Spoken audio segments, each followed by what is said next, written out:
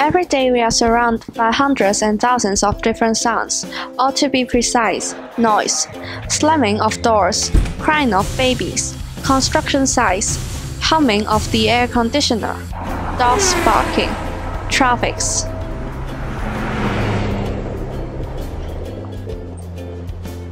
Our ears have to handle quite a lot, don't they? When sound waves reach our ear, they travel through a narrow channel called the ear canal, which leads to the eardrum. Our eardrum vibrates from the incoming sound waves and sends these vibrations to 3 small bones in your middle ear, which amplify or increase the sound vibrations and send them to the fluid-filled cochlea. Sound vibrations cause the fluid inside your cochlea to ripple and causes hair cells to vibrate, which acts as sensory cells inside to ride the wave, creating an electrical signal which travels along the auditory nerve to our brain and be translated into the sound that you recognize. It is so fascinating that a lot could happen inside our ears within a few milliseconds. We should be grateful of having the ability to hear and savor all the sounds that we are able to listen to. However, why is it that sometimes we may find specific kinds of sounds annoying? Let's find out what people think about noise. How do you define noise? My mother voice. Unwanted sound. How do you feel about noise? I think it's okay. Irritating. It's so annoying. Pressurized. It seems that most of our interviewees dislike noise, and this implies to the group of people that has taken part in our questionnaire. Reviewed by the first question, most interviewees claim that noise are sounds that are annoying and irritating, regardless the sound levels. At daytime, there are mainly 3 major sources of noise. There are the annoyance from the traffic, construction work, and the crowds of people, having the rating of 72%, 62%, and 58% respectively.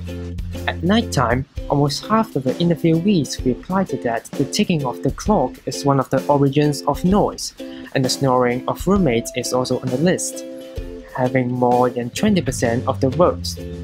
Although most interviewees agree with the fact that noise makes them feel annoyed and pressurized, 10% of them stand out and give neutral responses, which means noise may not be that disturbing for them.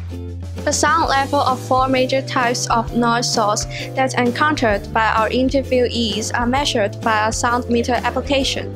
The sound level is found to be 95 to 120 decibels at construction sites, 80 to 90 decibels along the road with vehicles, 20 to 30 decibels for the tick-tock sound of the clock, and 70 to 85 decibels for a crowd pathway. We will be conducting an experiment to test whether noise affects our hearing ability. We have invited 2 participants to partake in this experiment, featuring the smartphone application. This application tests one's hearing ability by letting participants listen to 25 tones of different frequencies. If the participants are able to catch the tone, the button "I heard the tone" is pressed. Vice versa. Information on the frequencies of tones being identified is collected. Thus, the participants' hearing ability, represented by an age group, can be shown. At the beginning, participants are asked to complete the first hearing test in order to determine their initial hearing ability. The results are then recorded down for later comparisons. After the first tests are finished, participants are required to listen to an audio of the tick-tock sound of the clock for 1 minute and redo the test again.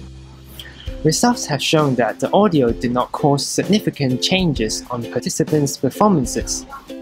Finally, participants are asked to listen to an audio of construction site noises for 1 minute and to take the test for the last time.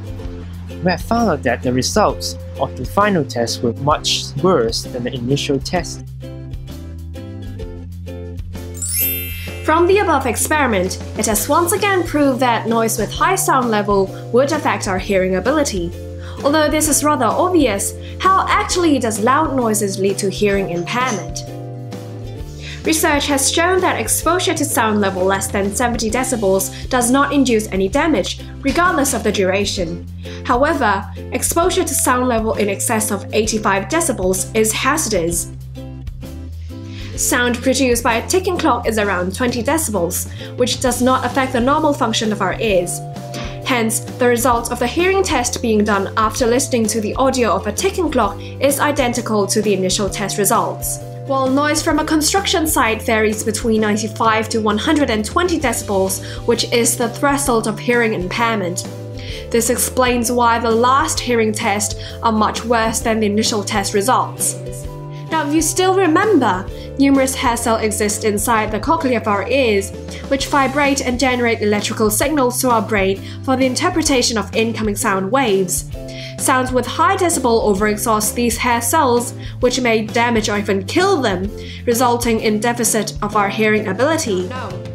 Noise and cardiovascular health problems are known to have an inseparable relationship. The noise from a typical roadway that you and me pass through every day is sufficient to cause vasoconstriction and reduce arterial blood flow, resulting in elevation of blood pressure. Noise should that harm our hearing ability, what's more, noise might trigger adverse effects to our mental well-being as well. In the biochemical perspective, certain kinds of hormones like epinephrine are responsible for the presence of stress. The higher the level of those hormones, and the more stress a human system needs to endure.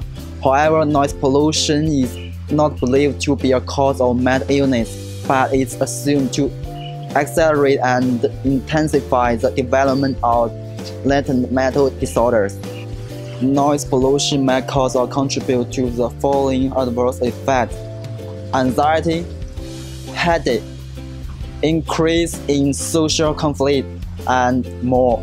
Children, adolescents, and those with underlying depression may be particularly vulnerable to those effects of noise because they may lack adequate coping mechanisms. In a nutshell, it has been found out that higher the sound level, the more adverse the physical health effects would be, while sounds that we perceive as noises are what harm our mental well-being. Living in a hectic city like Hong Kong is not an easy job for our ears. They have to take in endless noises every day. We have to let them take a break, let them enjoy the symphony of nature.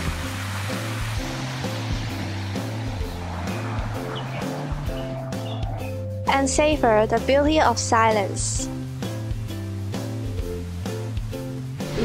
How do you feel about noise? However, exposure to sound level is as loud because it may lack adequate coping mechanism.